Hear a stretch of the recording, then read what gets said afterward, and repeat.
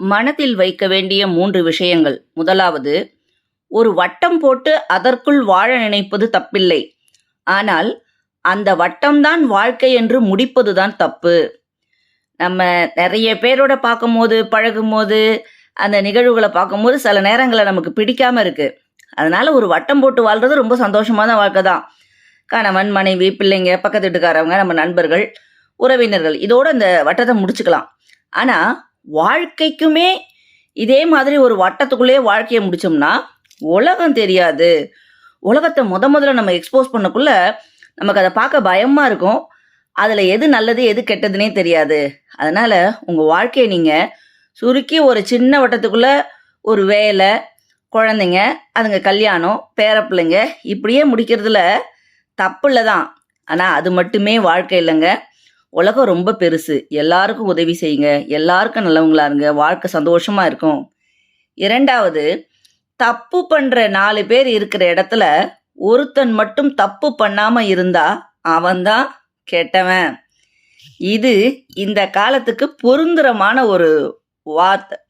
ஒரு காலத்துல லஞ்சம் வாங்குறவன்லாம் தப்பு அப்படின்னு சொன்னது போக, இன்னைக்கு பணத்தை வாங்கிக்கிட்டு அந்த வேலையை முடிச்சு கொடுத்துட்டா அவன் நல்லவங்கிற மனநிலை மக்கள் கிட்ட இருக்கு.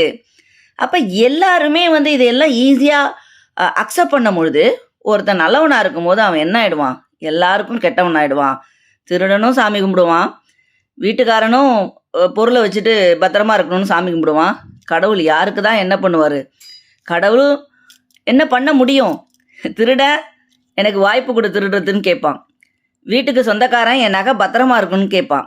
அப்படி இருக்கும்போது எதுவுமே முடிவெடுக்க முடியாது. அதே மாதிரி தான் எல்லாரும் தப்பானவங்களா இருக்கும் பொழுது அங்கே தப்பு பண்ணாமல் இருக்கவன் கெட்டவனாக இருப்பான். அதனால ஒன்றும் தப்பு இல்லை.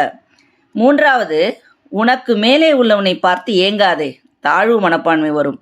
உனக்கு கீழே உள்ளவனை ஏளனமாய் பார்க்காதே, தலைக்கணம் வரும். உன்னை யாரோடும் ஒப்பிடாமல் நீ நீயாக இரு, தன்னம்பிக்கை வரும். உலகத்தில் பணத்துலேயும் சரி, புகழ்லேயும் சரி, ஸ்டேட்டஸ்லேயும் சரி, இல்லை அழகில் கூட உன்னை விட கோடானு கோடி பேர் ரொம்ப உயரத்தில் இருப்பாங்க. அதெல்லாம் பார்த்து நீ வந்து உன்னுடைய வாழ்க்கையை ஒப்பிட்டு பார்த்தீங்கன்னா உனக்கு தாழ்வு மனப்பான்மை தான் வரும். அது ரொம்ப கஷ்டமாக இருக்கும். சரி, நம்மளோட ஏழையாக இருக்கான், நம்மளோட அழகு இல்லாமல் இருக்கான், நம்மளோட வசதி இல்லாமல் இருக்கான், அப்படியெல்லாம் பார்த்து நீ ரொம்ப ஏளனமாக பார்த்தீங்கன்னா தலகணம் தான் ஏறும்.